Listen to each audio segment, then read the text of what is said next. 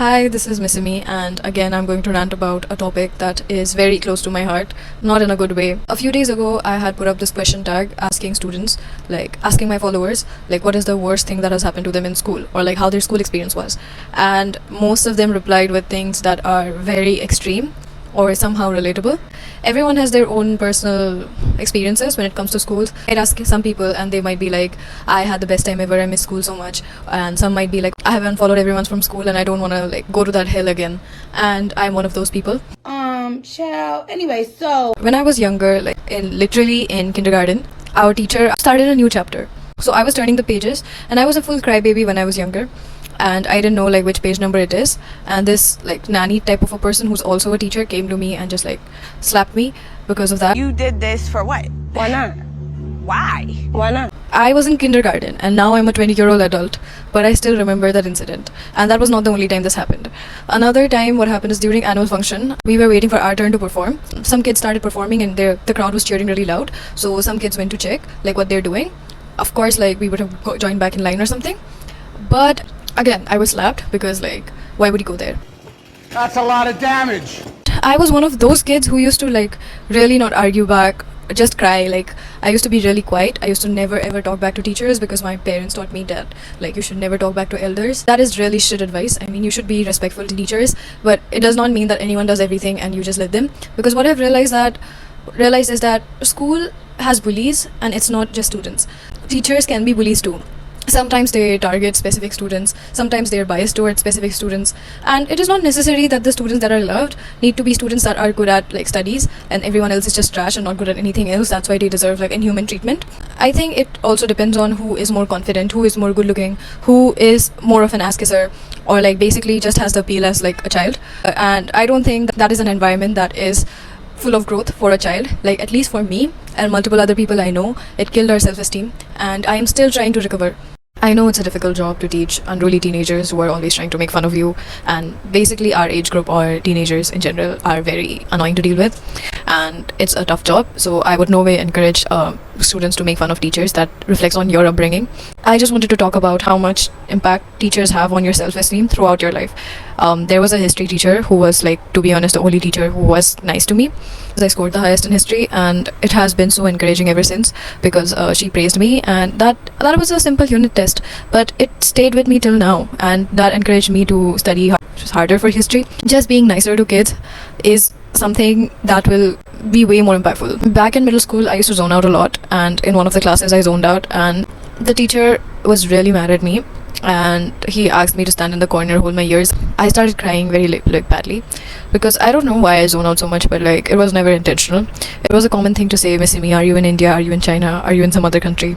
I don't know how much of it is my fault, how much of it is other people's fault, but do I think the reaction that it had a fruitful impact? Do I think the reaction was proportionate? I don't think so. I started crying, and one of the students pointed out to the teacher that she's crying, and he was like, let her cry, she deserves it, or something like that.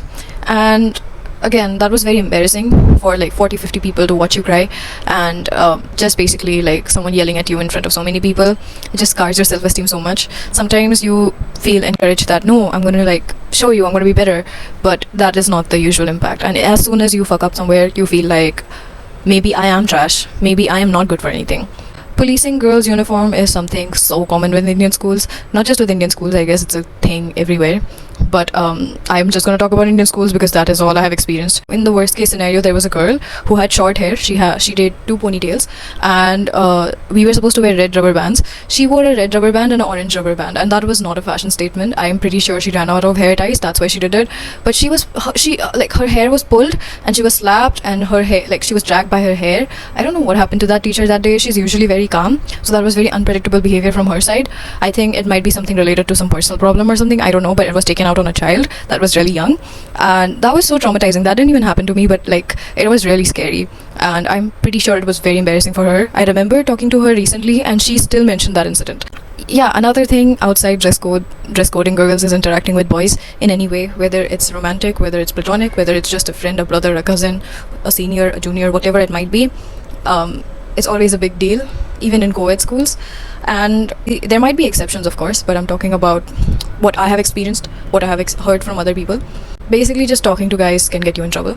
I would be sharing a story time of a friend who was dating this guy in school, and she and he were one of those couples that don't really do anything outside just sitting next to each other in a bench. They're not very touchy or something, and I don't think they did anything inappropriate.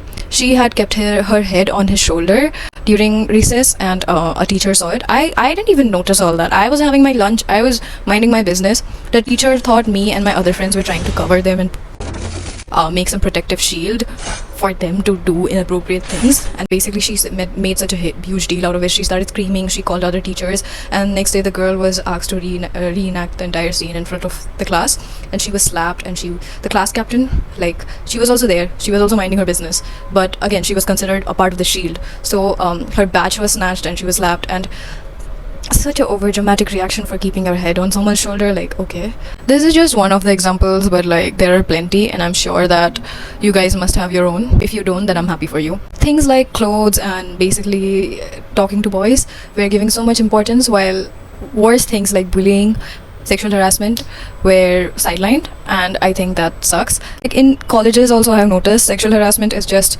treated as some passing topic. It is not given importance. It's just gossip. It's so normalized. Locker room talks were so common, like basically sexualizing girls, rating girls. Guys are so homophobic in school, but they also keep hitting and touching each other's balls while like fighting or something. And why are you gay? Who says I'm gay? You are gay. I have always found it odd, and I'm pretty sure a lot of guys have been uncomfortable with that.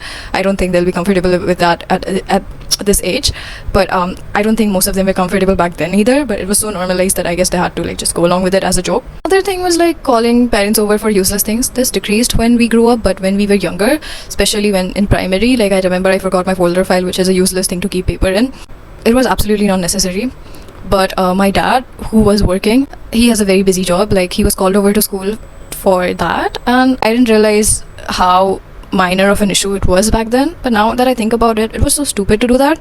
It was so unnecessary. Also, this culture of discouraging students that are not doing well mentally or in academics as completely useless, and basically like only students who have done well in the past being encouraged is like very bad. And I feel like there is no potential for growth in that sort of a scene. I remember that during boards, there was a teacher who named a few students, and this happened in college as well, but I will not dive deep into it, who talked about how like he thinks this student is going to get 90% and he's sure of it and others won't, or something like that. And that really pissed me off because I was working hard at that point of time, and even though I didn't get great grades back then, I was someone who didn't really care about academics at that point of time. I didn't care about getting good grades. That does not reflect on how smart I am as a person, how valuable I am as a person, or something like that.